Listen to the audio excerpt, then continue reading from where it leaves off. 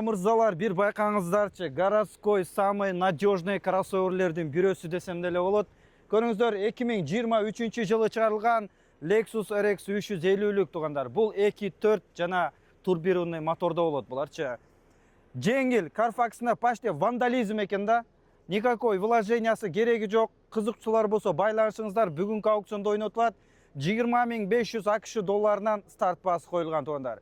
Келсең, унан ички абалдарын көргөзө кетели. Самый надежный кроссоверлердин бирөөсү десек деле болот. Карасаңыздар эми, бир дагы айырбак аткан эмес. Мультирольда спортивный лепестки, горный режим бар экен.